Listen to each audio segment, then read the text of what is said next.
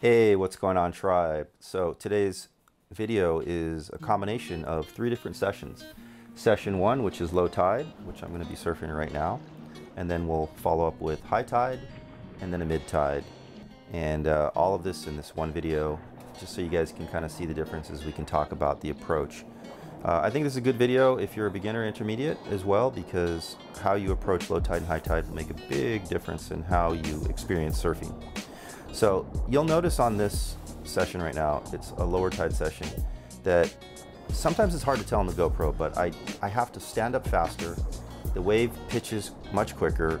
It's a little bit more barreling, and it's quicker, and you don't always have a lot of time. So you'll see a lot of the waves basically close out or run away, kind of like in front of me. So you can just kind of watch the waves as I just talk about. I want to talk a little bit about, see that wave right there? It's like I can't catch up to it. That's a typical low tide wave. It's very quick, fast, and if you pay attention, you'll also notice that when I paddle into a low tide wave, I tend to cheat to turn, which means I'm paddling at an angle in the direction that I want to go so I can get down the line as fast as possible. Typically when you're surfing low tide, the wave breaks faster. It can feel a lot more powerful on a smaller wave at low tide than a bigger wave at high tide.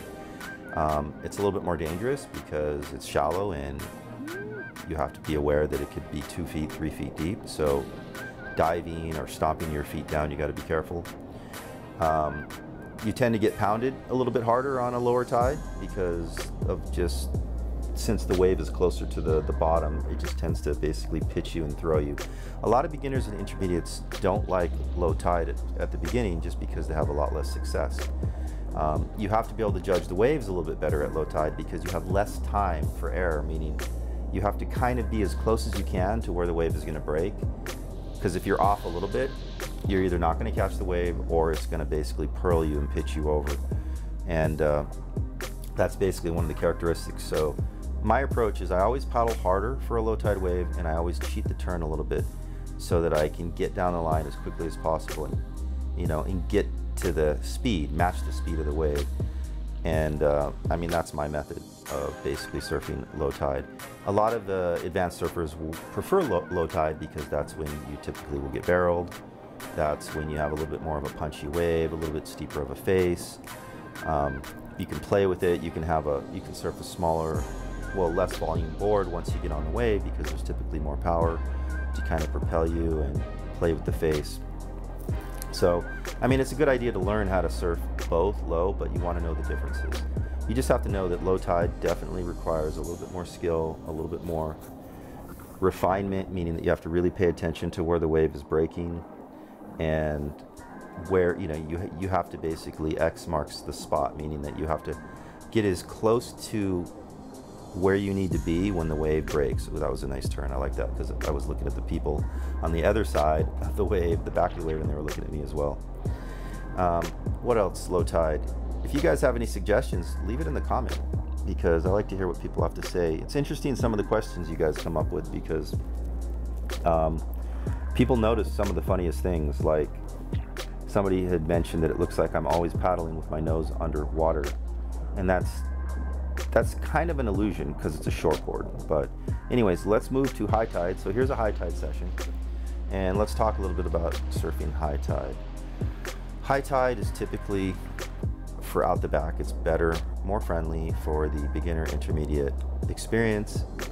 You'll notice that I have more time before I do my turn. You'll see that my turns are a little bit slower. I mean, you can still time it so that you do a bottom turn and find the steeper part of the wave, but in general, paddling into a wave is a little bit more forgiving. You have a little bit more time to stand up, and you can be off a little bit as far as where you are. The one thing about high tide, though, is a lot of times it'll look like it's going to break and it doesn't. And that's one of the things about a higher tide, is the wave sometimes looks like it's going to break, but then it just keeps going and going and going, and eventually it breaks, and that's just because there's more water. Yeah, so high tides, it's just better because if you wipe out, when I say better for beginners, intermediates, you're not going to hit the bottom. You're not going to hit the floor. Like this wave right here, where I'm getting some good turns in, this is a higher tide day, but you can't always tell from the GoPro. because the GoPro kind of flattens things out, makes everything look smaller. But you notice that it's not pitching over, that the whitewater is kind of just, it's just crumbling instead of pitching over. And that's typically the difference between a high tide, low tide. So yeah, speaking of high tide, typically that's when I would do a lesson, or I would take somebody out for their first experience out the back, because it's just a little bit fluffier, it's a little bit more friendly. You can take your time a little bit more. A lot of waves are easier to catch and get somebody into, and it won't just pitch them up. Basically, the face of the wave won't be as steep. It's almost like imagine a less slope, so you can still have the same height of a wave, but from the top of the wave to the bottom of the wave, it's actually more distance from the front and the back, and that's typically what a higher tide wave is, whereas a lower tide, there's less distance from the top of the wave out to the bottom of the wave. Should have probably drawn a diagram or something. And that concludes the high tide session. And then, oh yeah, this guy was out there, and I called him into a wave, and he was super stoked because he was a beginner, and I called him into a really nice wave. All right, so here we go. So I just threw this in there because this is a mid tide, but the main reason why I threw this in here is I've been learning how to use the GoPro in the settings. And what I did is you notice that you can see more. I made it a bigger field of view, and the other thing you'll notice is the stabilization is better. I'm using the GoPro 12, so it's new for me, and I'm learning how all the settings work. But this is kind of a mid-tide, but it's kind of a mid-tide, high tide, so you're going to see a lot of the similarities between mid-tide. But notice how different it looks as I'm surfing? It almost looks kind of weirder. It's almost like the waves look smaller, and a lot of people don't like GoPro footage because it just kind of warps and changes everything. I like to use it simply because I can surf and I can film, and you guys can kind of surf with me through my eyes, and I think a lot of people do like that. But to really see what's going on, it's nice when you can see, from the beach footage, which we will get more of that. But in order to kind of give you guys lots of content, we're going to do this. So yeah, this is a mid-tide. So basically it's just a combination of low tide and mid-tide, meaning that sometimes at mid-tide the wave will feel a little bit steeper, sometimes it'll feel a little bit mushier, and it really just depends on the wave, the size, the direction. There are times when high tide on a bigger day will be barreling and steep, and that's just because a bigger wave will basically make a higher tide feel less high tide, in the sense that it's just a bigger wave, so it'll pitch and barrel. So a lot of times it's really just adjusting and knowing the difference. But typically, when you learn to surf and you get into surfing, you're always checking the tides. You're always checking when's high tide, when's low tide. And it's not just high tide, low tide. The thing you also have to understand is high tide and low tide can vary. There's differences between, depending on the moon cycle, how low the low tide is and how high the high tide is. There can be high and low tides that aren't that high and aren't that low, where it feels like a mid tide pretty much all day long.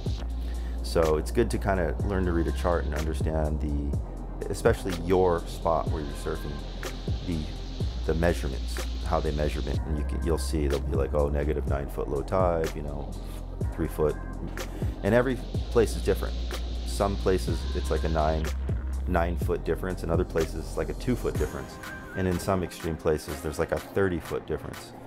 I don't know about surfing, but just like in some places where boats and stuff have to leave, they have to be very careful about the high tide, low tide. Yeah, so that's basically it for the channel. One thing I do want to note is you can go to iSurfTribe now, isurftribe.com, and you can put your email in. We are going to be starting a club membership, and we're putting it all together, but you can get some free downloads, and there's a really cool video we put together where the 4 of us talk about how to improve surfing the fastest possible way. If you go to isurftribe.com, you can get access to that video for free. So check it out, and then until the next video, pura vida and aloha.